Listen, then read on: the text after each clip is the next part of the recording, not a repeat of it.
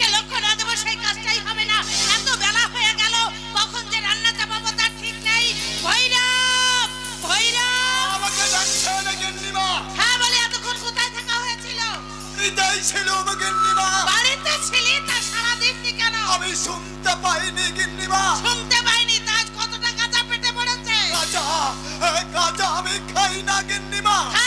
সকালবেলা আর মিথ্যে কথা বলতে হবে না। বুড়ো হয়েছে বলতে চলেছি, এখনো মিথ্যে না বললে নয়। মিথ্যা কথা বলি না গিন্নিমা। না, তুমি ধর্মপুত্র যুধিষ্ঠির, সত্যি ছাড়া মিথ্যে বলো না। যা, এখন এই 50 টাকা নিয়ে বাজারে যা, ভালো দেখে একটা পোড়া মাছ নিয়ে আসবি, বুঝলি? আচ্ছা গিন্নিমা, আমি এক্ষুনি যাচ্ছি। ধর, আর শোন, পারিস তো পচা মাছ কিনে পয়সা বাঁচিয়ে দেখে গুজি। কি বললে? কি বললে গিন্নিমা? পয়সা বাঁচিয়ে? তার মানে আমি বাজারের পয়সা চুরি করি? আমি চোর? এর আগে তুই পচা মাছ আনিসনি? হ্যাঁ, এনেছিলাম গিন্নিমা, কিন্তু সেটা যে পচা মাছ তা আমি বুঝতে পারিনি গিন্নিমা। কিন্তু তাই বলে আমি বাজারের পয়সা চুরি করিনি গিন্নিমা। চোর যখন ধরা পড়ে তখন সে নানা রকম মিথ্যের আশ্রয় নিয়ে নিজেকে বাঁচাবার চেষ্টা করে। আপনি বিশ্বাস করুন গিন্নিমা, আমি বুকে হাত দিয়ে বলছি, আমি এতটুকু মিথ্যা বলিনি। আমি যদি মিথ্যা বলি, সত্যি যদি আমি কোনোদিন ওই বাজারের পয়সা চুরি করে থাকি, তাহলে রাত্রির মধ্যে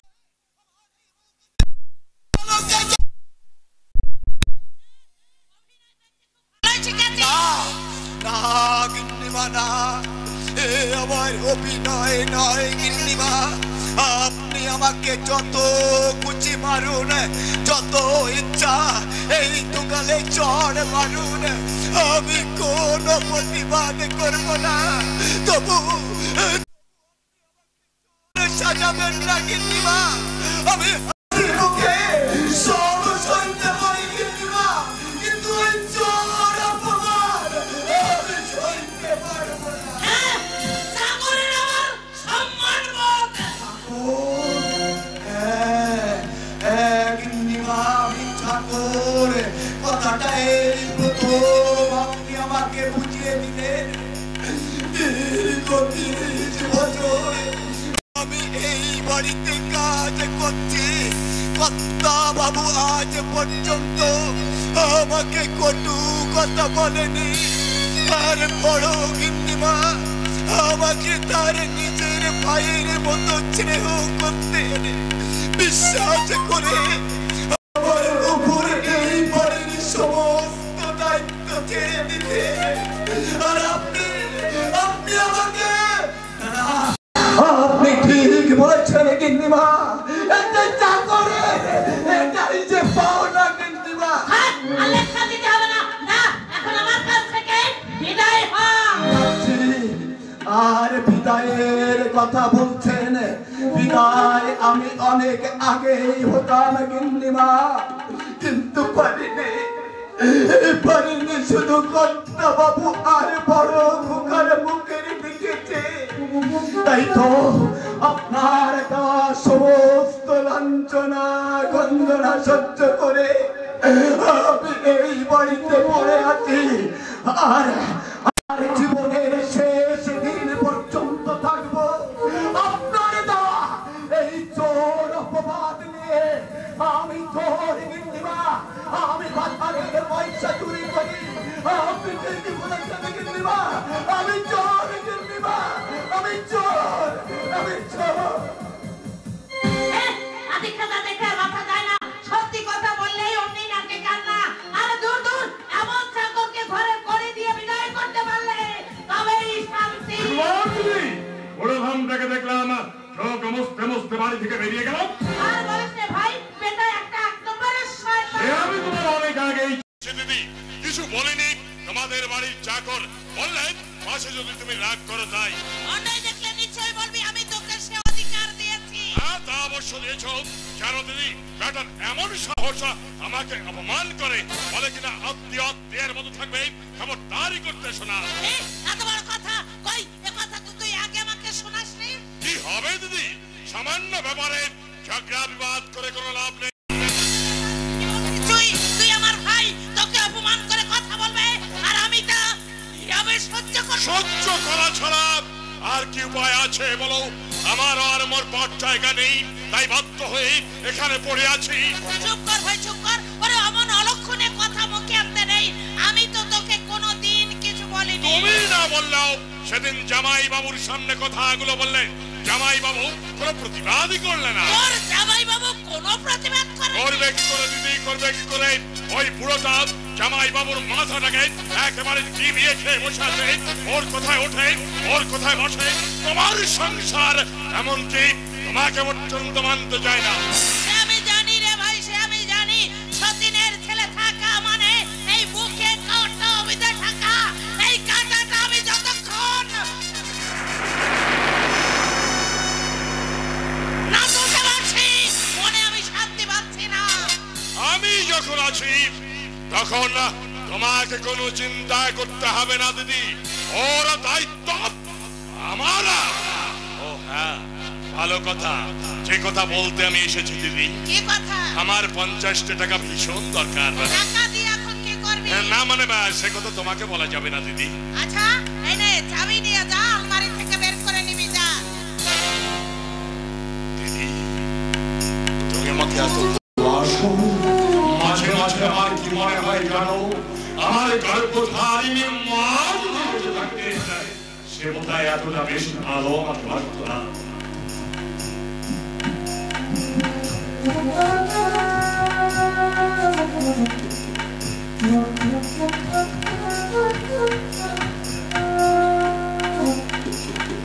তুমি না থাকলে আমার যে কি হতো, কোথায় যে ভেসে যেতাম তার ঠিক নেই দিদি। আরে তুই যে আমার ছোট ভাই, তোকে কি আমি ভালো না বেঁচে থাকতে পারি? আমি দিন ভুলবো না দিদি। দেব দেব দিদি দেব, তোমার এই ঋণ আমি নিশ্চয়ই শোধ করে দেব। আরে ভাই শোন শোন, তোকে কে কি বলেছে সে কথাই তুই যেন কিছু মনে করিস না না দিদি না, আমি গাছের বস্তু নই যে ঠুনকো আঘাতে ভেঙে যাব।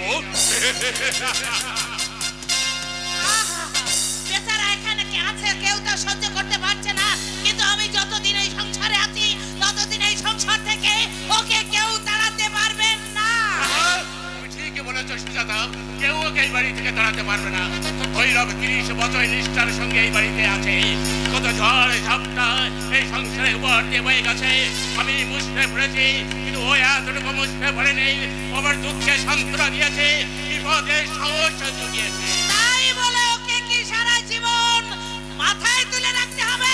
না, আমি তা পারবো না। মাথায় তুলে রাখবার মতো কাজ যদি কেউ করে তাহলে তো তাকে মাথায় তুলে রাখতে হবে সুজাতা। তাছাড়া ভৈরবকে তুমি চাকরে বলে মনে করো না, ও আমার সুখ দুঃখের সাথে ও বন্ধু। তোমার কাছে তোমার বন্ধু হতে পারে, কিন্তু আমার কাছে সে এই বাড়ির চাকর ছাড়া আর কিছু নয়। সুজাতা, এরকম বন্ধু যখন তোমার ছিল তখন দ্বিতীয়বার আমাকে বিয়ে না করলেই পারতে। ভুল করেছে সুজাতা, আর ভুল যখন করেছে তখন এই মহা ভুলের প্রায়শ্চিত্ত আমাকে করতেই হবে। তার মানে আমাকে বিয়ে করে? না না না না, তোমাকে কিছু বলছি না, ভাবছি এ সবই আমার অদৃষ্ট। তাই অদৃষ্টের উপরে কারোর হাত চলে না। আচ্ছা সুজাতা, অরূপ তুই এখনো ফিরলো না, তা আমি কি করে জানবো? এরকম তো কোনো দিন হয় না আমাকে না বলে বাইরেও কোথাও রাত কাটায় না। তাছাড়া আমাকে বলে গেছে বিয়ে বাড়িতে খেয়ে ও রাত্রে বাড়ি ফিরবে। এত বেলা হয়ে গেল অথচ এখনো। বাবু বাবু বাবু কি হলো কি হলো ভৈরব, তুই চুপ করে গেলি কেন? বল বল কি হয়েছে?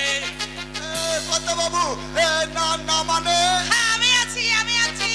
আমার সামনে হয়তো বলা যাবে না। না ভৈরব, তুই চুপ করে থাকিস না, বল কি হয়েছে? কাল রাত্রি থেকে অরূপের জন্য মনটাই আমার খুব চটপটে করছে। বাবু আমাদের খোকা বাবু বিয়ে করে নতুন বৌদি মনে করে আনতে বাবু। ভৈরব, এটি কি বলছে যে অরূপে বিয়ে করেছে? না না না মানে না না, তা কি করে সম্ভব? আমি কিছু জানলাম না। দেখো, আজ সকালে গাজা বিশ্বাস করুন কর্তা বাবু, আমি নিজের চোখে দেখে এসেছি আমাদের খোকা বাবু বিয়ে করে নতুন বউদিকে নিয়ে এই বাড়ির দিকে হাঁটছে। তো আমি চুটে বলতে এসেছি। আমি যে তোকে সকালবেলায় বাজার করতে পাঠিয়েছি সেটা কখন আসবে? এই তো আমি এক্ষুনি যাচ্ছি গিন্নিমা, আমি যাবো আর আসবো, যাবো আর আসবো। আমার মতামত না নিয়ে অরূপ বিয়ে করেছে? না না, তা কি করে সম্ভব? আমি কিছু জানলাম না। অরূপ অরূপ কখনো এমন হতে পারে না। অরূপ আবার কখনো এমন হতে পারে না। হ্যাঁ বাবা, একটা অসহায় মেয়ের জীবন বাঁচাতে তোমাকে না জানিয়ে আমি বিয়ে করেছি। অরূপ, তুমি আমাকে ক্ষমা করে দাও বাবা। অরূপ, মা, মা গো, তুমি আমাদের আশীর্বাদ করো মা।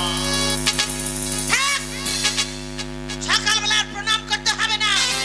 মা, আপনি তো রেশনে থাকবেন না মা, আমার প্রণাম গ্রহণ করুন। আরে হতভাগীকে এই বাড়িতে থাকবার মতো একটু আশ্রয় দিন। কোথাকার কে জানা নেই, শোনা নেই, সকালবেলায় আমার ভাই হাত দিয়ে আমাকে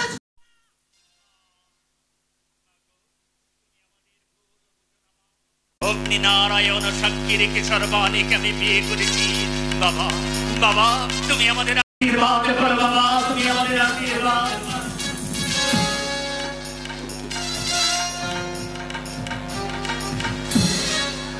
অরূপ, ওরে অরূপ, তোকে আমি কত করে বিশ্বাস করতে হবে, আরে তুই কি না? আমার সব কথা শোনার পর যদি তোমার মনে হয় আমি অপরাধী, তাহলে তুমি আমাকে যে শাস্তি দেবে, তোমার দেওয়া শাস্তি আমি মাথা পেতে নেবো বাবা। ছোটবেলা থেকে আমি তোমার আদর্শে মানুষ হয়েছি, আমি কি কোনো খারাপ কাজ করতে পারি? পারি না বাবা, পারি না, আমি কোনো খারাপ কাজ করতে পারি না। বলিনি বাবা, তোমার উপদেশ আমি আজও ভুলিনি। মানুষে মানুষের বিপদের দিনে পাশে দাঁড়ানোই হচ্ছে প্রকৃত মানুষের কাজ। বিয়ে বাড়ি, উৎসব মুখর রাত্রি, বর এসেছে, মেয়েরা সব উলুধ্বনি শঙ্খধ্বনি করছে, কোনে ঘরের কোণে বসে মনের মধ্যে রঙিন স্বপ্নের জাল বুনছে। দু চোখে তার ভবিষ্যৎ দম্পত্য জীবনের সোনালী স্বপ্ন। এমন সময় কোনে পক্ষ বর মনের সমস্ত টাকা শোধ দিতে না পারায় বিয়ের পিড়ি থেকে বর উঠে গেল বাবা। যেখানে তৈরি হয়েছিল স্বর্গীয় পরিবেশ, সেখানে নেমে এলো বিপদের কালো ছায়া। একদিকে মা বাবা তাদের একমাত্র কন্যার ভবিষ্যৎ কথা চিন্তা করে ঘরের কোণে মুখ লুকিয়ে ডুবতে ডুবতে কাঁদছে। অন্যদিকে দাদা তার একমাত্র বোনকে লগ্ন ভ্রষ্টার হাত থেকে বাঁচাবার জন্য আমার হাত ধরে কাতর অনুরোধ করছে। আমি পারিনি বাবা, আমি পারিনি। সেই ভক্তিদায় গ্রস্ত দাদার কাতর অনুরোধকে উপেক্ষা করি আমি ফিরে আসতে পারিনি বাবা। তুমি বিশ্বাস করো না, আসলেই আগে থেকেই ওদের ভালোবাসা ছিল। না মা না, আমি এতটুকু মিথ্যা কথা বলিনি মা, আমি এতটুকু মিথ্যা কথা বলিনি বাবা। বাবা, তোমাকে না জানিয়ে বিয়ে করে সত্যি আমি ভুল করেছি, সত্যি আমি অপরাধী বাবা, সত্যি আমি অপরাধী।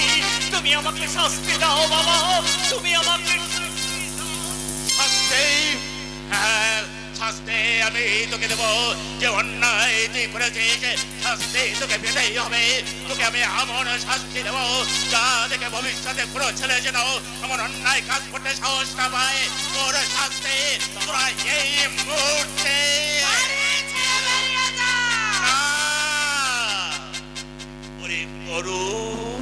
আমি তোদের কোথাও যেতে দেব না রে। আমার খাঁচায় আমি তোদের বন্দি করে রাখলাম।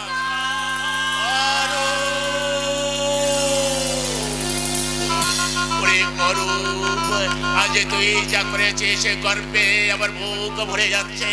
এই বিভৎস গচ্ছিত প্রধান যুবক রাষ্ট্র থেকে তুই যে একজনকে বাঁচাতে পেরেছিস, এ শুধু আমার গর্ব নয়, সমগ্র বাংলার গর্ব। তোকে দেখে আগামী দিনের যুব সমাজ অনুপ্রেরণা পাবে, ছিন্ন ভিন্ন করে দেবে এই রাক্ষস বন প্রথা। আমারও শেষ কথা তুমি শুনে রাখো।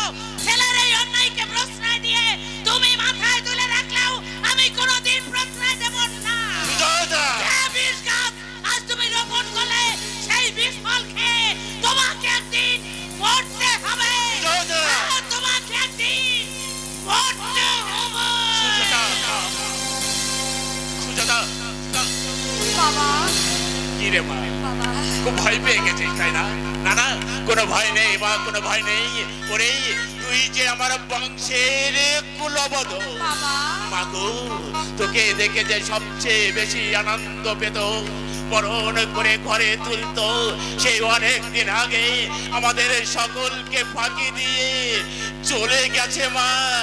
ওরে শাশুড়ির স্নেহ থেকে বঞ্চিত হলেও এই অক্ষম বৃদ্ধ শ্বশুরের স্নেহ থেকে তুই কোনদিন বঞ্চিত হবি না।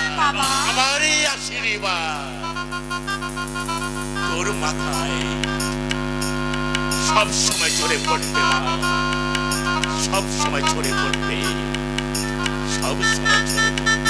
বাবা সর্বাণী, মায়ের পরে তুমি কিচ্ছু মনে করো না সর্বাণী। দেখবে দুদিন পরে রাত পড়ে গেলে মা তোমাকে আপন করে কাছে টেনে নেবে। সে আমি জানি গো, সে আমি জানি। মা কখনো মেয়েকে ধরে সরিয়ে রাখতে পারে না। পারে বৌদি পারে। সংসারে এমন জিনিস আছে যা কল্পনা করা যায় না, অথচ বাস্তবে ঘটে। এই যে ধরো দাদার সঙ্গে তোমার বিয়ে হয়েছে, আমি কি কল্পনা করেছিলাম নাকি আমি ভেবেছিলাম তোমার মতো একটা লাল টুকটুকে বৌদি পাবো? আচ্ছা দাদা, তুমি কি বলো তো, চুপি চুপি করে বৌদিকে বিয়ে করে নিয়ে এলে, কেন একটা খবর পাঠাতে পারোনি? আমি নিজেই বাজনা দল নিয়ে সেখানে হাজির হতাম। কি আছে দাদা, তুমি তো মহৎ কাজ করেছো। বাবার শিক্ষা তোমার মধ্যে সার্থক হয়েছে। যে বিবাহ পান প্রথা ভয় রোগের সমাজকে গ্রাস করেছে, যে পান প্রথার জন্য নববধূ শ্বশুর বাড়িতে অমানসিক নির্যাতন সহ্য করতে হয়, এমনি কি তাদেরকে আগুনে পড়ে পর্যন্ত মারা হয়, যা সমগ্র জাতির কলঙ্ক। সেই বর্বর প্রথা থেকে তুমি যে একজনকে বাঁচাতে পেরেছো দাদা। তুমি মাথা নিচু করে দাঁড়িয়ে আছো, আমার সঙ্গে কথা বলবে না? মানে আমি মানে না না, তুমি নার্ভাস চলে চলবে না। এই তো সবে শুরু, এরপরেই ঠাকুরপোর অনেক জুলুম তোমাকে সহ্য করতেই হবে। ছোট ভাইয়ের আপনার তো বড় দিদিকেই সইতে হবে ভাই। এই দেখো, নিজের কথাই বেঁচে আছি, এখনো যে আসল কাজটা করা হয়নি। আসল? হ্যাঁ, আসল কাজ। দাদা এদিকে শুধু আমি এখানে দাঁড়াই, আমি এখানে দাঁড়াই ভাই। এদিকে সব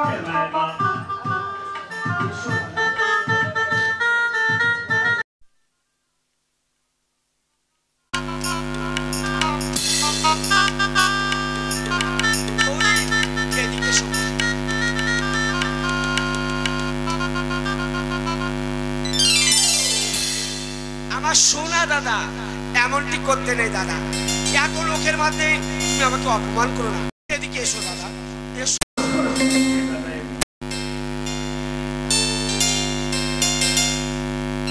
আমার লক্ষ্মী বৌদি, আমার সোনা বৌদি, অমতি করতে নেই। এদিকে এসো। আমার সোনা দাদা, আমার লক্ষ্মী দাদা, অমতি করতে নেই। এদিকে এসো। প্লিজ দাদা, এদিকে এসো না।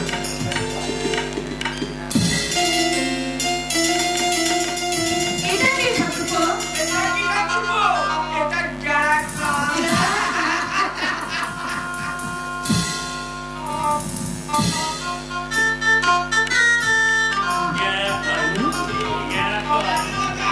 লাগার জন্যই তো ধরেছি ঠাকুরপো। বৌদি, এই দাস সন্তাস দেবর রক্ষণ থাকতে তোমার কোনো চিন্তা নেই। না ঠাকুরপো, কোনো চিন্তা আমি করিনি।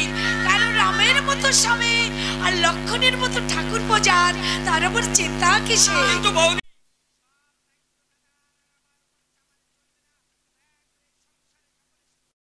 এই সংসারের হাত শক্ত হাতে তোমাকে ধরতেই হবে। ঠাকুরপো, এত বড় সংসারের দায়িত্ব আমি কি বহন করতে পারবো না? হবে বৌদি, তা না হলে যে এক বিষধরী কান লাগবে, বিষ নিঃশ্বাসে আমরা সবাই শেষ হয়ে যাবো। ঠাকুরপো, এ কি বলছো তুমি? কি বলছি বৌদি, এই সংসারে এক বিষধরী কান লাগবে, তার বিষ চক্র দিয়ে চতুর্দিকে ঘুরে বেড়াচ্ছে। সুযোগ পেলেই সে ছোঁয়া দেবে। খুব সাবধান বৌদি, খুব ঠাকুরপো, ঠাকুরপো, তাই বলছি বৌদি, এই সংসারের হাল শক্ত হাতে ধরে যদি এই সংসারের মঙ্গল কামনা করতে পারো, তাহলে দাদা, তুমি, আমি সবাই তার কাছ থেকে রেহাই পাবো। নইলে আমরা কেউ তার কাছ থেকে রেহাই পাবো না বৌদি, আমরা কেউ রেহাই পাবো না।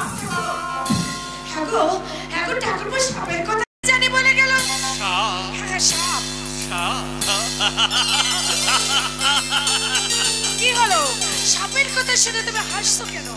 সাপ মানে তুমি ভীষণ ভয় পেয়ে গেছো না? না না, এ ভয় পাওয়ার কিছু নাই। এ বাইরের সাপ নয়, এ হচ্ছে ঘরের সাপ। ঘরের সাপ? হ্যাঁ, ঘরের সাপ। আমার সঙ্গে তুমি ঘরের ভিতরে চলো, আমি তোমাকে সব। এই শোনো, আমার কেমন যেন ভয় লাগছে। তুমি আমার হাত ধরে নিয়ে চলো।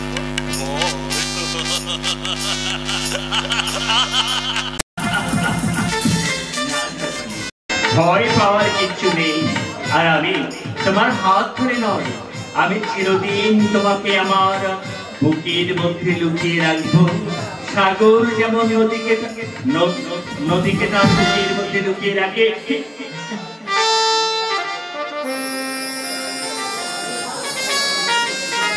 ঠিক তেমনি করে আমি তোমাকে আমার বুকের মাঝে লুকিয়ে রাখবো। সাগরের মতো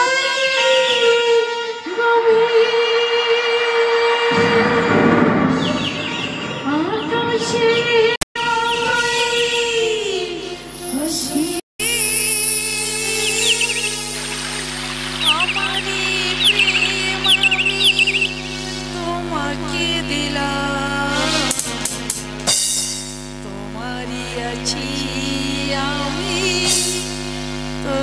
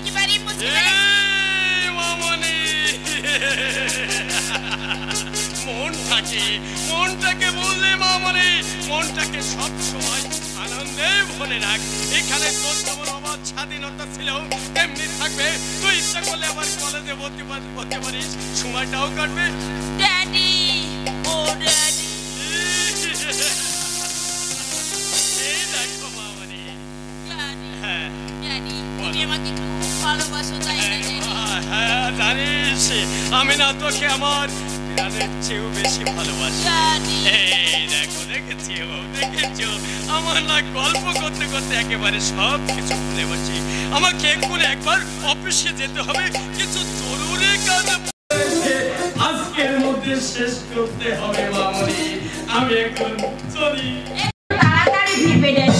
ঠিক আছে মামনি, আমি অফিসে যাবো, কাজ সারবো আর চট করে বাড়িতে ফিরে আসবো। গ্রাম ছেড়ে শহরে যাব না, সে যদি এই যুদ্ধে থাকতে পারে তাহলে আমি কেন পারবো না? আমি কিছুতেই সেই গ্রামে ফিরে যাব না। আমার একা একা কিছু ভালো লাগছে না। রঞ্জনটা আসবার কথা ছিল, কিন্তু আসতে এত দেরি করছে কেন? ইচ্ছে করছে তাকে কাছে পেয়ে জড়িয়ে ধরে গাইতাম, আমার ঘুম আসে না রে, কিছু ভাল লাগে না রে, একা ঘরে তোমরা যদি কাঁদো, আমার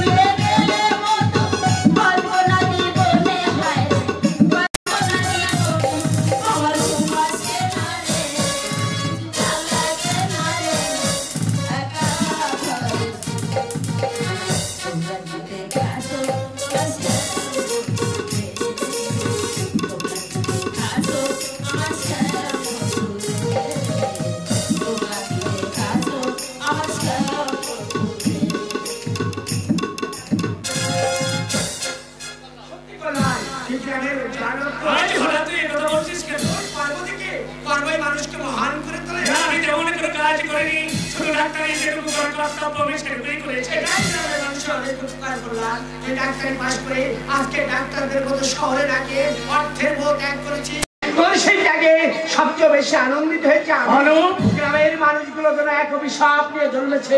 আশেপাশে কোনো ডাক্তারখানা নেই, অসুখ করলে 5 কিলোমিটার দূরে মহাকুমা সদর হাসপাতালে ছুটতে হয়। তোকে কাছে পেয়ে তারা যেন আশার আলো দেখেছে। আশার আলো আমি অকালে নিভে যেতে দেবো না। আমার এই ক্ষুদ্র জীবনে আমি ওদেরই সেবায় নিয়োজিত করবো। তুই তো জানি সেই সংকল্প আমাকে লক্ষ্যে পৌঁছে দিয়েছে। আমি তখন হায়ার সেকেন্ডারি ফাইনাল পরীক্ষার জন্য রাত থেকে পড়া তৈরি করছি। হঠাৎ পাশের বাড়ির কান্নার আওয়াজ শুনে আমি ছুটে গেলাম। গিয়ে দেখি অনাথ কাকা মারা গেছে। আমি সেই মৃতদেহকে ঘিরে বাড়ি ছোট্ট লোক কাটছি। এমন কিছু অসুখ করেনি, সন্ধ্যা থেকে সামান্য জ্বর হয়েছিল। সকলেই ভেবেছিল রাতে কেটে গেলে ভোর হলেই হসপিটালে নিয়ে যাবে, কিন্তু সেই সর্বনাশা রাত আর কাটলে না। এক বুকে ব্যথা নিয়ে অনাথ কাকা চিরদিনের জন্য এই পৃথিবী থেকে বিদায় নিয়ে চলে গেল। সেদিন সেই মৃতদেহের সামনে দাঁড়িয়ে আমি প্রতিজ্ঞা করেছিলাম আমি ডাক্তার হব। একটা অনাথ কাকা বিনা চিকিৎসায় মারা গেলেও আর যাতে কেউ বিনা চিকিৎসায় মারা না যায় আমি তার চেষ্টা করবো। তুই যখন ডাক্তারি পড়তিস আমি তখন ভাবতাম ডাক্তারি পাশ করে হয়তো তুই গ্রাম ছেড়ে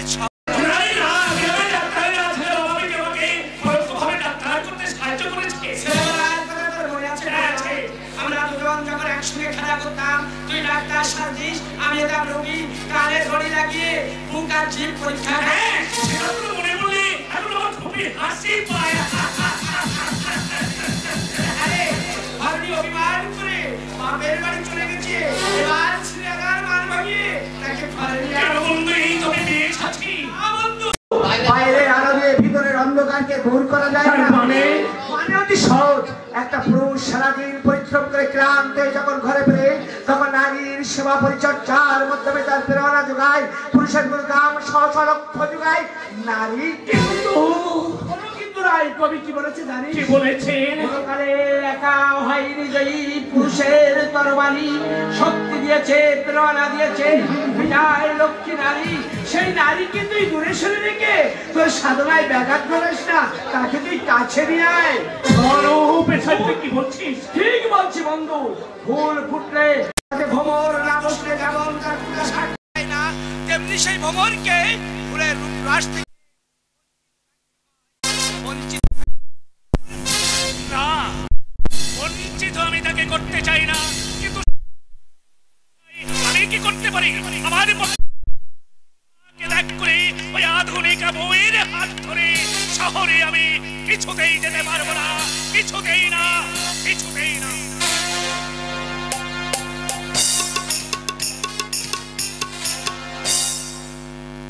ভাগ্য মানুষকে যে কখন কোথায় নিয়ে যায় তা কেউ বলতে পারে না।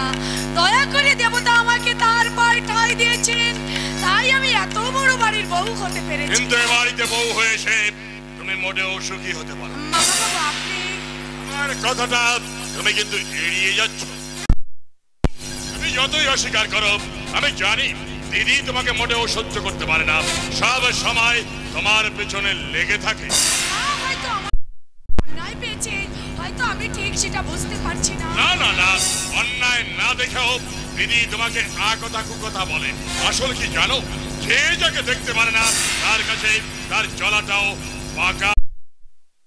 স্বাধীনতার পরেও এই অবলা নারীদের উপর মাত্রা এত কমেনি।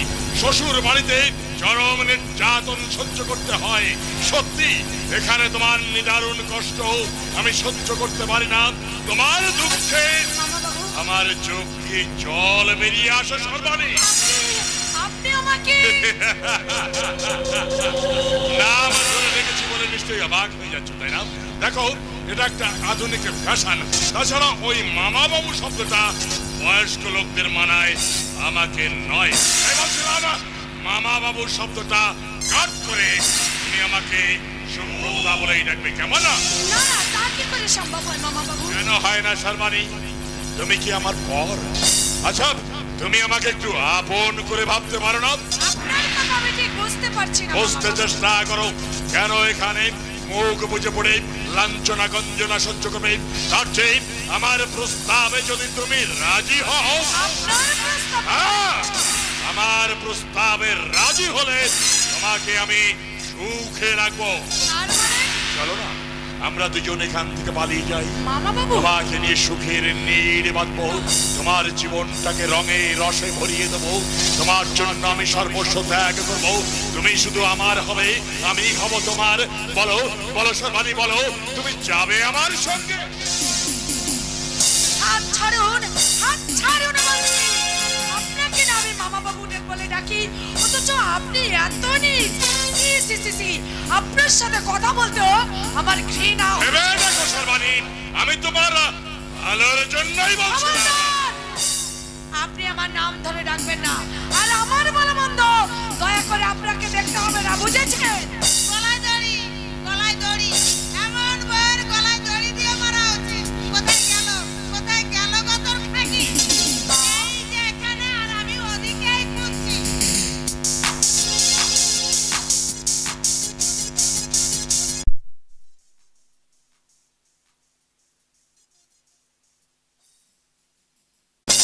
এখানে দাঁড়িয়ে দাঁড়িয়ে আমার এই কচি ভাইটার মাথাটা না, দেখো দিদি, দেখো বৌমা না আমার কাছে খুব কাঁদছে। কেন কেন খাচ্ছি না? অরূপ নাকি সঙ্গে করে কোথাও নিয়ে যায় না, তাই বৌমা বলছিল আমার সঙ্গে সিনেমা দেখতে যাবে। আপনি আমার কথা বিশ্বাস করেন মা? মামা বাবুকে আমি এই সমস্ত কথা বলিনি। তোমাকে বিশ্বাস করবো আমি? যারা নেই শোনা নেই, কোথাকার কোন হাগর মেয়ে আমার এই শান্তি সংসার থাকবে? স্বামী শ্বশুর দেওয়ার কারবারি করে আমার মেয়েকে পর করে দিয়েছো। এখন আমার এই কচি ভাইটাকে পর না করলে নয়। বৌমার কোনো দোষ নেই দিদি। আসলে এই বয়সে দৈহিক ক্ষুধা তো থাকবেই, আর সেটা যদি অরূপ মেটাতে না পারে। ছি ছি ছি, বিয়ের পর 5 বছর এই বাড়িতে আমি ঠোঁটটা দিয়ে চলেছি, আর তুমি 5 সময় যেতে না যেতে খবরদার সুব্রত, এই শয়তানের কাছে তুই কখনো আসবি না। ওরে ভাই, তোকে মার করে দিলে আমি যে আর বাঁচবো না রে ভাই। ওরে তুই যে আমার একমাত্র ভাই।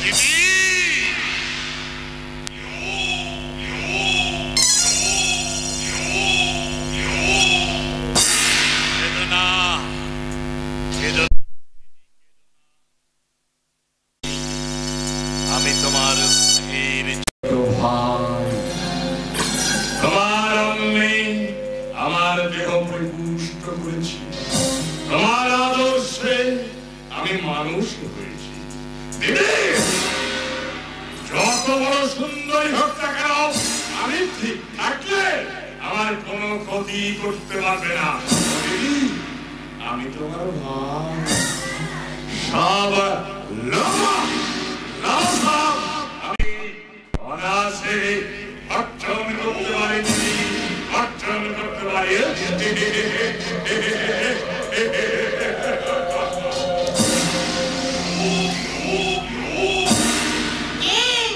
কাঠের বোতলের মতো এখানে দাঁড়িয়ে থাকবে, সংসারের কাজগুলো কে করবে? আমি।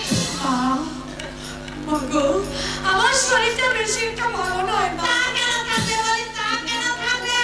দুবেলা তো কারি কারি দিচ্ছ, আর কাজের বেলায় যত শরীর খারাপ, যার স্বামীর কোনো উপায় নেই, তারা তো রোগ আসে কোথা থেকে? মা, এদিকে শাহজালাল তো খুব আছে, আমার ভাইকে নিয়ে সিনেমা দেখতে যাবে, সিনেমা দেখতে যাবে। ছি ছি ছি, লজ্জার মাথা খেয়েছে গো, লজ্জার মাথা খেয়েছে। আর তুমি যাও না, ওই লজ্জাটা দিয়ে বসে রূপের মাছটা নিয়ে অনেক টাকা পাবে, আর সেই সঙ্গে শাহজালাল তো মিলবে। মাগো, আপনি আমার কথা বিশ্বাস করেন মা। আমি বাবা বাবাকে সিনেমা দেখতে নিয়ে যাওয়ার কথা আমি কখনো বলিনি মা। তুমি না বললে আমার ভাই কি মিথ্যে কথা বলছে না? আমার ভাই কখনো মিথ্যে কথা বলতে পারেন না। সারা বাবু এমন অনেক মিথ্যা কথা বলতে পারে, এসব নীতির উপর না। এই, তোকে এখানে কে আসতে বলেছে? কেউ বলেনি গিন্নিমা, আমি নিজেই এসেছি। কি চাই তোর এখানে? চাই না কিছুই, তবে ওই সাদা বাবুর কথা শুনে আমার বৌদি মনির উপর আপনি অযথা রাগ করবেন না গিন্নিমা। তার মানে তুইও বলতে চাস আমার ভাই মিথ্যাবাদী? মিথ্যাবাদী কি সত্যিবাদী তার প্রমাণ একদিনে পাবেন গিন্নিমা। কারণ ওই পাঁচ দিনে চাপা থাকে না গিন্নিমা। ওরে তোমার সাহস, তুই আমার সামনে দাঁড়িয়ে আমার ভাইকে অপমান করে কথা বলিস? জানিস আমি তোকে বাড়ি থেকে দাঁড়িয়ে নেওয়ার হুমকি দেবে, নয়তো দুটো কটু কথা বলবেন। বলুন গিন্নিমা, বলুন। এগুলো আপনার মুখে শুনে শুনে আমি যে হজম করে ফেলেছি। একটা অবলা নারীকে কাটিয়ে কি লাভ হবে গিন্নিমা? বৌদি বলে আপনার পুত্রবধূ একটুখানি স্নেহ ভালোবাসা দিয়ে আমার বৌদি মনিকে নিজের মেয়ের মতো করে একটিবার কাছে টেনে নেন।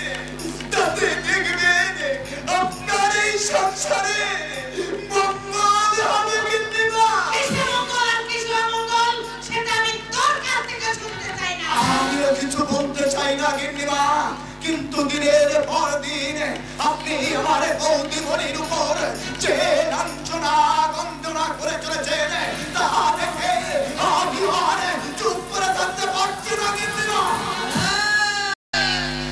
মারছে ফাঁসি করো, একেবারে উঠলে উঠছে, উঠলে উঠছে। দেখো রাজনটা কি রে? কিছু না তো গিন্নিমা। কিছু নয়, তা হাত কামড় করে পিছনে ঢুকাচ্ছিস কেন? দেখা। এই, দেখা গে। না, কিছু না গিন্নিমা। কিছু নয়। ভেবেছিস আমার চোখে ফাঁকি দিবি? আমার চোখে ফাঁকি দেওয়া অত সহজ নয়। দেখা, দেখা আগে বলছি। কি হলো দেখা?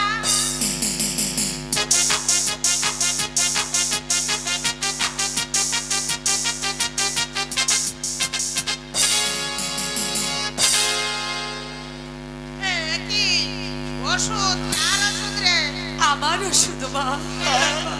বৌদিমণির শরীর খারাপ, তাই দাদা বাবু আমাকে ওষুধ আনতে পাঠিয়েছিলেন। আর তুই অমনি ওষুধ নিয়ে চলে এলি, আমার কাছে একবার জিজ্ঞাসা করবার প্রয়োজন হয়নি? না মানে সামান্য রোগের জন্য ওষুধ খেতে হলে দুদিনেই এই ভিটে বাড়ি একেবারে বন্ধ করে যাবে। কোথাকার কোন ডাইনি অলক্ষী আমাদের খাবে বলে এসেছে গো? কেন ওষুধ খাবে বলে বাপের বাড়ি থেকে টাকার পুটলি আনতে পারে না? এইভাবে আমি পয়সা অপচয় করতে দেব না। এই ওষুধ আমি খেতে দেব না, খেতে দেব না, খেতে দেব না।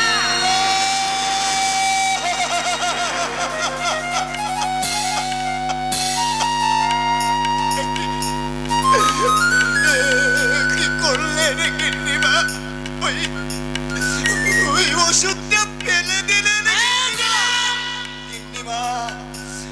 আপনিও তো সন্তানের মা গিন্নিমা, আপনার বুকেও তো স্নেহ মায়া মমতা সবই আছে। তবে কেন গিন্নিমা কারণে একটা মেয়েকে কাঁদাচ্ছেন কেন? সেই কৈফিয়ত কি আমি তোর কাছে দেব? না গিন্নিমা না, কৈফিয়ত আমি চাই না গিন্নিমা। আমি যে বাড়ির সামান্য চাকর গিন্নিমা, তাই কৈফিয়ত চাওয়া আমার সাজে না। তবু আপনার কাছে আমি হাত জোড় করে বিনতি করছি, আপনার স্নেহের ভান্ডার থেকে আমার বৌদিমণিকে একটু স্নেহ দিন, তাতে দেখবেন আমার বৌদিমণি সুখী হবে, বৌদিমণি শান্তি পাবে। একটা অবলা নারীকে এমনি ভাবে তাকে চোখের জল ঝরালে, অকারণে তার উপরে নির্যাতন করলে সেই সংসারে নদীর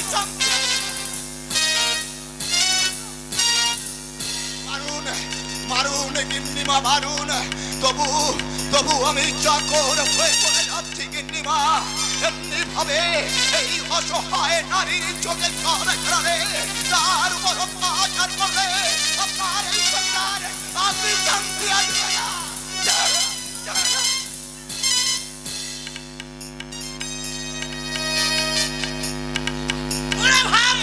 বড্ড ভার বেড়েছে, আমাকে শিক্ষা দিতে চায়।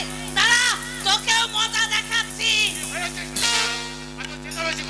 হ্যাঁ, আমি চেঁচালেই তো তুমি শুধু শুনতে পাও, আর সংসারে কি হচ্ছে কি না হচ্ছে সেদিকে তো চোখ কান দাও না। কি হয়েছে খুলে বলবে তো? বললে কি তুমি প্রতিকার করবে? নিশ্চয়ই প্রতিকার করবো। বলো কি হয়েছে?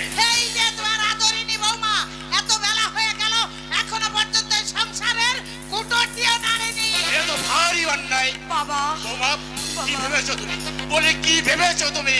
এই সংসারের কোনো কাজ কি তুমি করতে পারবে না? বাবা, আমি সেই কথা বলতে এলাম। আমাকে বলে কিনা শরীর খারাপ। না, শরীর খারাপ হলে তো চলবে না। দুবেলা যখন পেট পুরে খাচ্ছ, তখন এই সংসারের সমস্ত কাজ তোমাকেই করতে হবে। আমি তো তোমাকে বসে বসে খাওয়াতে পারবো না। তাছাড়া তুমি যদি এই সংসারে না আসতে, তাহলে আমি একটা ঝি রেখে দিতাম। তুমি ঠিক কথাই বলেছো গো, তুমি ঠিক কথাই বলেছো। জানো অসুখ করেছে বলে আবার ভৈরবকে দিয়ে ওষুধ আনিয়েছে। তাই নাকি? হ্যাঁ, আমি কিন্তু সে ওষুধ খেতে দেইনি, ফেলে দিয়েছি। ওষুধ তুমি ফেলে দিয়েছো? হ্যাঁ, ফেলে দিয়েছি। গরিবের মেয়ের আবার রোগের ওষুধ কিসের? বলো, আমি ঠিক করিনি? ঠিক, তুমি ঠিক করেছো সুজাতা। গরিবের মেয়ের রোগ এমনিতেই সেরে যায়, ওষুধের প্রয়োজন হয়। এতদিনে মা কালী তোমার সুমতি দিয়েছে। হে মা কালী, আমি তোর 16 আনার পুজো দেব মা, আমি তোর 16 আনার পুজো দেব। চলো, আমি না আজ নিজের হাতে সত্যি নিজের হাতে তোমাকে না সুন্দর করে আমি একখানা চা করে খাবো। চলো।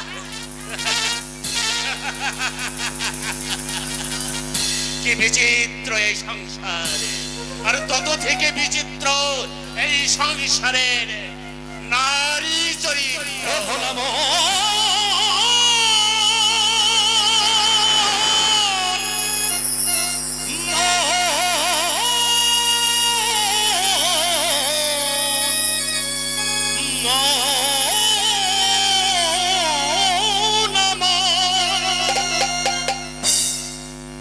নারীরে করিলে সৃষ্টি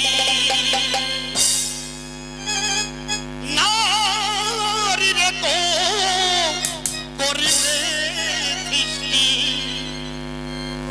দিলে অভিশাপ ওরে কখনো সে প্রেম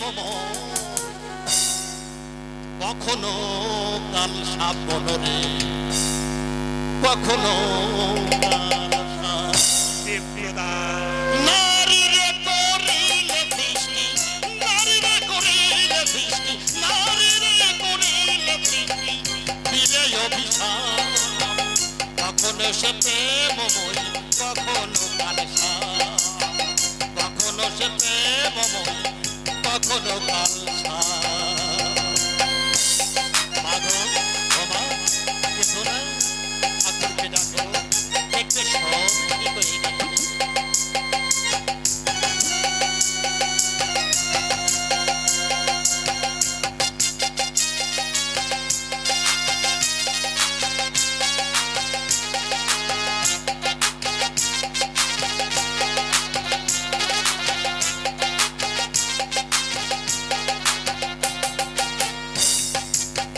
মুখেতে মধু ঝরায় ওই মুখেতে পিল ঢেলে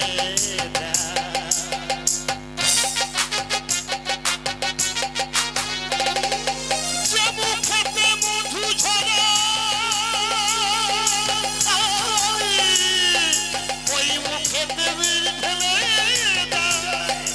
ওরে মোহমায়া দৃষ্টি তোমার মোহমায়া দৃষ্টি তোমার মোহমায়া দৃষ্টি তোমার একই মনস্তা নারীরে করিলে সৃষ্টি দিলে অভিশাপ নারীরে করিলে সৃষ্টি দিলে অভিশাপ নারীরে করিলে সৃষ্টি দিলে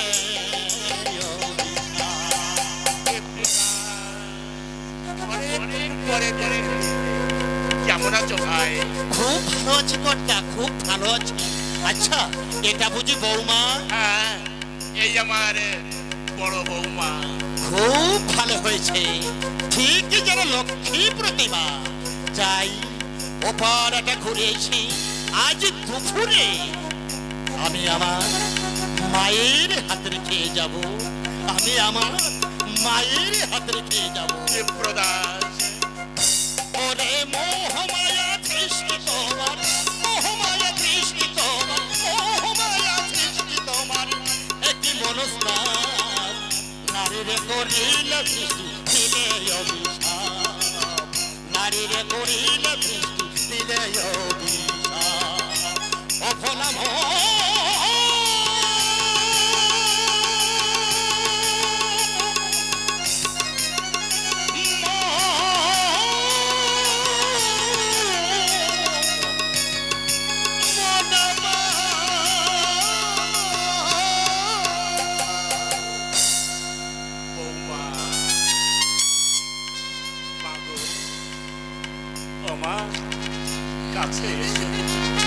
কাছে এসো মা কি হলো আসবে না আমারই উপরে অভিমান হয়েছে ওরে পাগলি মেয়ে বাবার উপরে অভিমান করে কি থাকতে আছে মা বলি আমি এতক্ষণ শুধুই অভিনয় করেছি আর যা বলেছি সব আমার মুখের কথা একটা অন্তরের কথা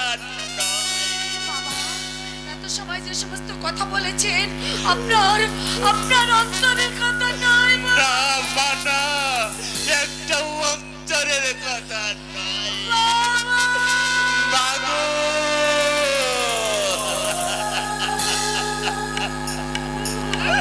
চুপ কর চুপ কর মা, ওরে তুই চুপ কর।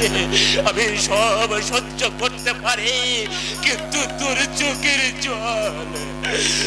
চোখের জল আমি সহ্য করতে পারি না। আমি জানি তোকে প্রতিনিয়ত লাঞ্ছনা গঞ্জনা সহ্য করতে হয়, কিন্তু সব জেনেও যে আমি নীরব, কারণ আমার হাত পাতে বাধা পড়ে গেছে। মাগো, আমি তোর এমনই অকর্মণ্য শ্বশুর যে অন্যায় জেনেও অন্যায়ের কোনো প্রতিবাদ আমি করতে পারছি না। যদি পারি সে তোর এই অকর্মণ্য অপদার্থ শ্বশুরকে তুই অভিশাপ দিস, অভিশাপ দিস।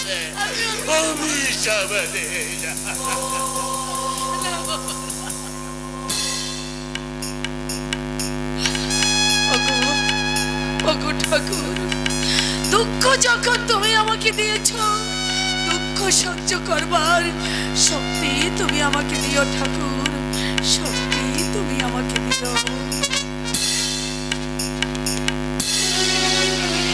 আমাকে যে ঠাকুরকে ডাকছো, শেষ করে গৃহ ত্যাগ করে সন্ন্যাসী হবে নাকি? সে পারলে তো ভালোই হতো। কেন প্রিয়া, কেন? আমাকে বুঝি তোমার পছন্দ হয়? যাও, আমি কি সে কথা বলছি নাকি? তাহলে গৃহ ত্যাগ করে সন্ন্যাসী হতে চাইছো কেন? বলো বলো প্রিয়, তোমার এই সুন্দর মুখখানা না এক মুহূর্তে দেখতে না পেলে আমি একেবারে ভীষণ ভাবে পাগল হয়ে কেউ দেখতে পাবে তো। মেয়েদের এক সহজাত ধর্ম, গায়ে হাত দিলে না লজ্জাবতী লতার মতো নুয়ে পড়বে, শুধু ভয় কেউ দেখে ফেলবে। কেন? দেখলে ক্ষতি কি? আমি তো তোমার স্বামী।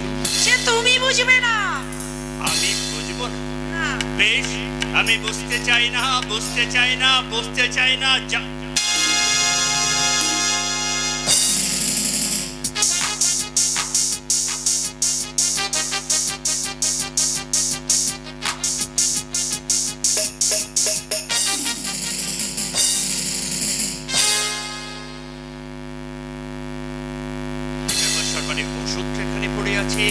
ভৈরব কাকা কি তোমাকে? হ্যাঁ, ভৈরব কাকা না আমাকে ওষুধটা এনে দিয়েছিল। ও, বুঝতে পেরেছি, মা তোমাকে ওষুধটা খেতে দেয়নি, তাই তো? না গো না, তুমি ঠিক বুঝতে পারোনি। ভৈরব কাকা আমাকে ওষুধটা এনে দিয়েছিল, আর আমি খুলে খেতে গিয়ে আবার হাত থেকে পড়ে গেছে। আর আমার কাছে তুমি মোটেও চাপা দিতে চেও না। আমি জানি মা তোমাকে মোটেও ভালোবাসে না। তুমি যে সংসারের বউ, এই সংসারের প্রতি তোমার একটা অধিকার আছে। মা তা কিছুতেই মানতে চান না। সব সময় কথা বলে মা যেন তার মনে একটু শান্তি পেতে চায়। না গো না, তুমি জানো না, তুমি জানো মা আমাকে খুব ভালোবাসে, জানো। বুকের ভিতরে চাপা অঙ্গার রেখে মুখে হাসি কতক্ষণ সাজিয়ে রাখবে সর্বাণীন। জানো সর্বাণীন, ছোট থেকে মায়ের স্নেহ কি আমি জানি না।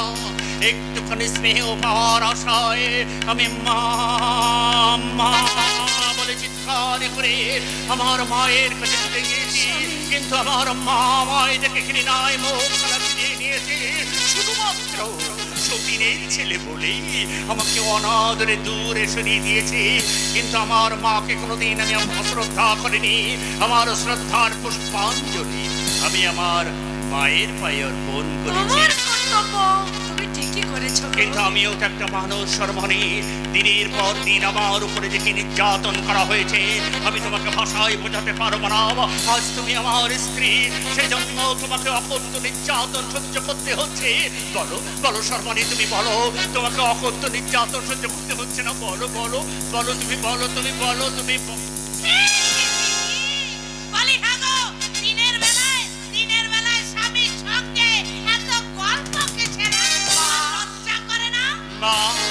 সর্বাণী বাড়ির বউ। আমায় কি করতে হবে? বৌমাকে মাথায় তুলে নাচতে হবে? আমি সে কথা বলিনি মা, আমি তোমাকে সে কথা বলিনি মা। মাগো, আমি তোমার কাছে হাত জোর করে অনুরোধ করছি, তুমি আমার উপরে যত পারো নির্যাতন করো, যত পারো তুমি আমার উপরে কটু কথা বলো। যে শাস্তি আমাকে দিলে তোমার মনে শান্তি হয় তুমি আমাকে সেই শাস্তি দাও। কিন্তু যাকে আমি অগ্নি নারায়ণ সাক্ষী রেখে বিয়ে করে এনেছি সে বাড়ির বউ তুমি তাকে দূরে সরিয়ে দিও না মা আদর করে কাছে টেনে নাও না বাবু আমি তোমার মাগো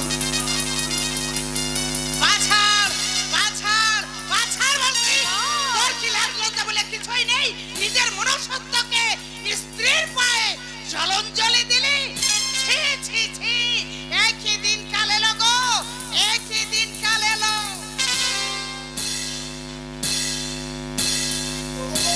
কেন কেন তুমি আমার জন্য মায়ের কাছে ছোট হতে গেলে মা কি ভাববে বলো তো মা যা ভাববার অনেক আগেই ভেবে রেখেছে সর্বনীল আজ আমার জীবনের সঙ্গে জড়িয়ে তোমার জীবনটা আমি ব্যর্থ এই ঘৃণা দেখি আমি তোমাকে ভাষায় বোঝাতে পারবো না সর্বনীল লজ্জা আমি তোমাকে ভাষায় বোঝাতে পারবো না কিছুতেই বোঝাতে পারবো না স্বামী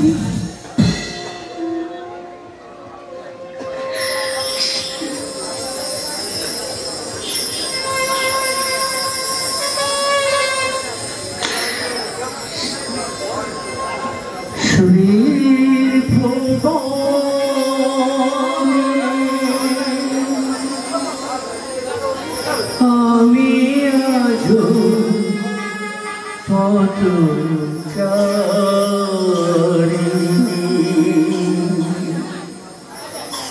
ক্ষমা করে দিও যদি না তোমার ভালো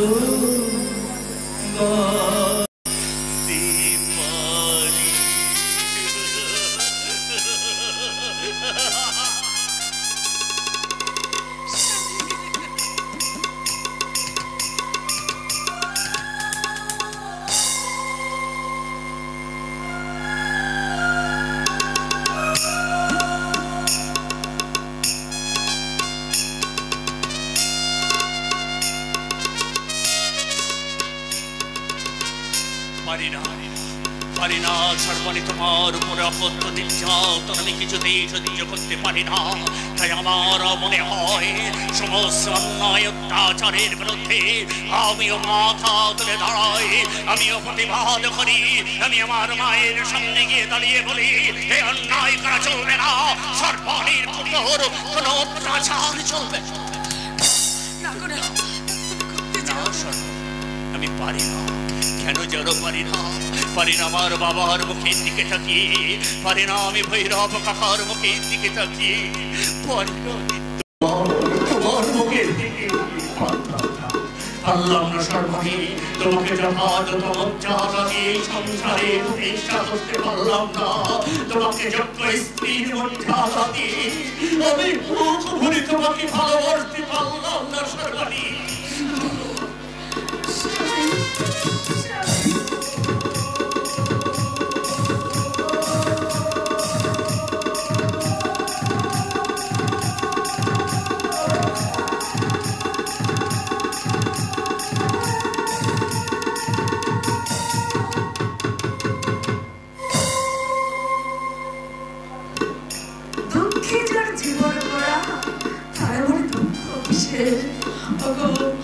ভগবান আমি যেন শত দুঃখকে বরণ করে নিয়ে এই সংসারে সবার মুখে আমি যেন শান্তির হাসি ফোটাতে পারি ঠাকুর আমি যেন শান্তির হাসি ফোটাতে পারি মা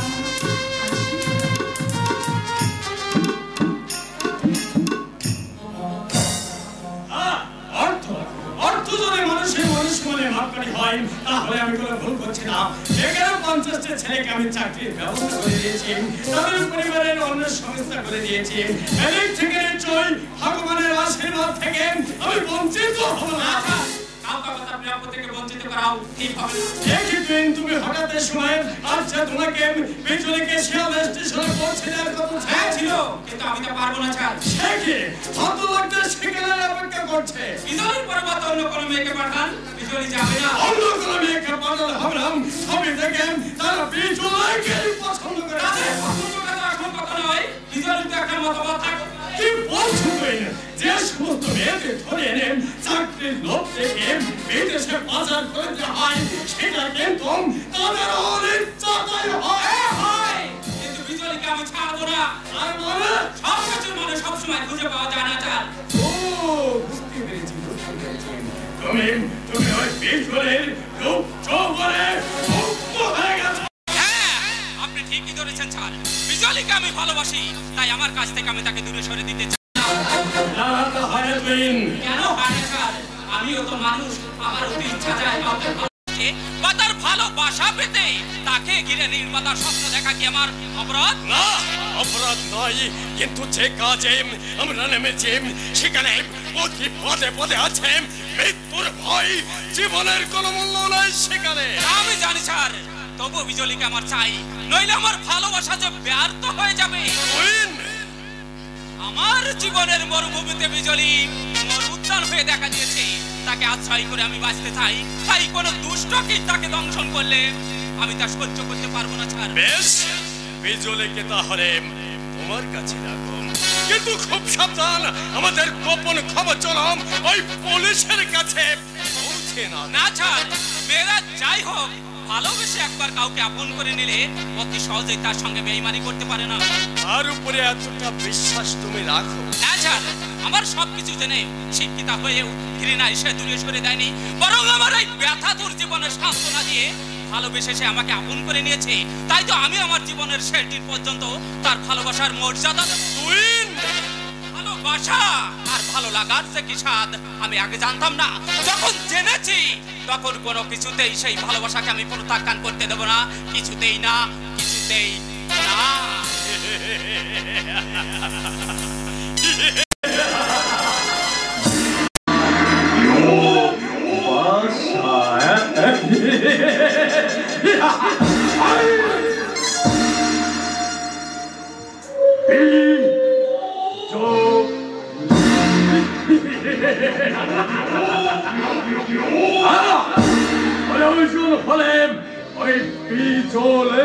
আমি পৃথিবীর মুখ থেকে চিরদিনের মতো সরিয়ে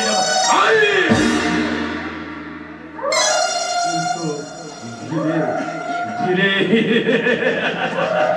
মাথা গরম করলে চলবে না, প্রভাব বসে ধীরে ওই তোলের মতো ছেলেকে হাত ছাড়া করলেন আমার যে কাজের অনেক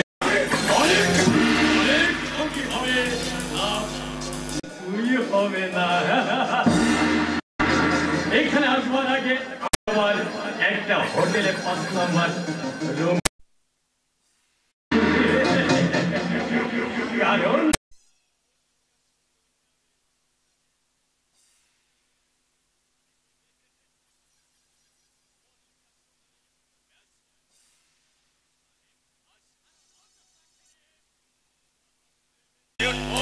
আর একটু একটু করে খাবো মুখের মতো।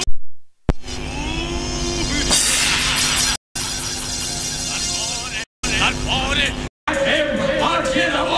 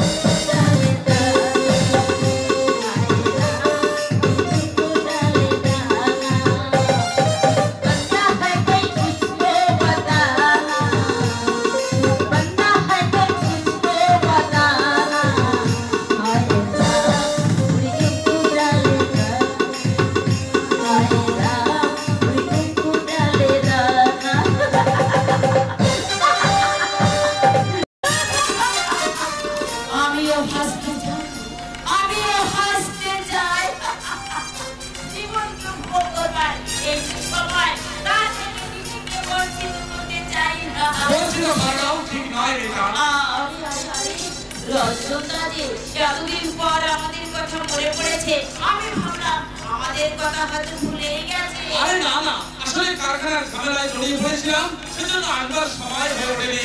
বাবা কিন্তু প্রায় আপনার কথা বলে। হ্যাঁ, কাকাবাবুর সঙ্গে একটা আলোচনা করতেই আজ আমাকে আসতে হলো। বাবা তো বাড়ি নেই, রাত্রে ফিরবে। সে কি, তাহলে তো আজ দেখা হওয়ার সম্ভাবনা নেই। কেন? আজকে রাত এখানেই থেকে যাবে, অনেকদিন পর এলে। না না, আসলে আমাকে এখনই চলে যেতে হবে, কারখানায় অনেক কাজ জমা হয়ে পড়ে আছে। কাজ কাজ আর কাজ, সারা জীবন কি কাজ নিয়েই থাকবে? এবার সংসার বাদু। সংসার সংসার বাদুর ইচ্ছা আমার আপাতত নেই। এটা অনেক কষ্টে দিন দিন আমি যে কারখানা গড়ে তুলেছি, তারকে আরো অনেক অনেক বড় করতে হবে। শ্রমিকদের ভালো মন্দের কথাও আমাকে চিন্তা করতে হবে। শ্রমিকদের জন্য আপনি এত চিন্তা করেন? আরে শ্রমিকরা তো মানুষ, তাদের সুখ দুঃখ আছে। আর তাছাড়া আমি কারখানার মালিক, তাই আমার কর্তব্য ওদের মুখে একটু শান্তির হাসি ফুটিয়ে দেওয়া। সত্যি আপনার মতো মানুষ এদিকে দেখা যায় না। আমাকে অত উঁচুতে তুলো না বেটা, নইলে দেখবে আনন্দে আমি পড়ে যে হাত মায় পা ভেঙে বসে থাকবো, তখন কিন্তু তোমাকেই আমার সেবা করতে হবে। আপনার সেবা করতে পারলে নিজেকে ভাগ্যবতী মনে করতাম। বেটা, আপনাকে আমি বলে বোঝাতে পারবো না রঞ্জনদা যে আমি আপনাকে কতটুকু ভালোবাসি। শ্রীনিবাসী পরিস্ত্রীর মুখে এমন কথা শোভা পায় না। রঞ্জনদা, বিবাহিতা মেয়েদের পরপুরুষের চিন্তা করা মহাপাপ। যাও শ্বশুরের ভিড়ে ফিরে গিয়ে স্বামীর সেবা করো, তার সুখ-দুঃখের অংশ নাও। দেখবে যে আনন্দ থেকে তুমি নিজেকে বঞ্চিত করে রেখেছো, সেই আনন্দেই তোমার মনটা একদিন ভরে উঠবে। কিন্তু আমি পরস্ত্রীর মুখে এমন কথা শোভা পায় না। মেয়েদের পরম তীর্থস্থান তার স্বামীর ঘর, সেখানে নিজেকে মানিয়ে নিয়ে ঘর সংসার করাই চিরন্তন ব্রত। কিন্তু যে মেয়ে তা না করে স্বামীর ঘরকে অবহেলা অপেক্ষা করে বাবার বাড়ি পড়ে থাকে, সে কোনোদিন সুখী হতে পারে না মিতা, সে কোনোদিনই সুখী হতে পারে না।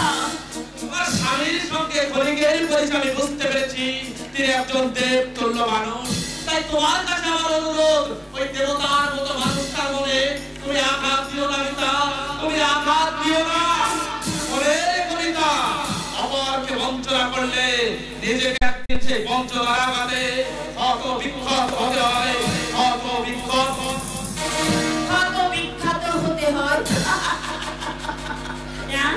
আমার কোন পুরুষের মুখের দিকে তাকিয়ে এগুলো হাসলেই যারা নিজেকে ধন্য ধন্য মনে করে আমার সঙ্গে ঘনিষ্ঠ হওয়ার জন্য, যারা আমার পিছনে হাজার হাজার টাকা খরচ করে, আর আমি নিজের ভাড়া দেওয়া সত্ত্বেও রঞ্জনদা আমাকে উপেক্ষা করে শিক্ষা দিয়ে গেল। দেখবো আমার এই রূপের কাছে তার অহংকার কতদিন পাওয়া যায় থাকে।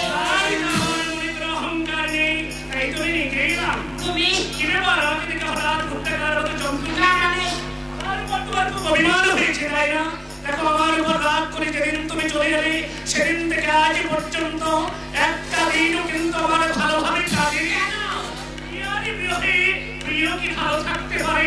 আমার মনের মন্দিরে তুমি নিজে সর্বদা বিরাজ করছো। কেন? তুমি তো রোগীর চিকিৎসা করতে আনন্দ পাও। হ্যাঁ পাই, কিন্তু ভাই সেটা সুন্দর এই মুখটা আমি দেখতে না পাই। তোমার মনের অবস্থা কি হয় একবার ঘুরে দেখো। তাই এদের মন জয় করতে পুরুষরা প্রায় এইরকম গুছানো করে। তোমার স্বামী, তুমি আমাকে মারতে না। হ্যাঁ, কি করে ব্যবস্থা?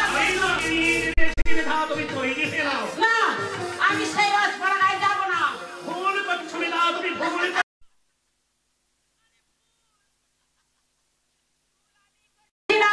ভুল করছো তুমি।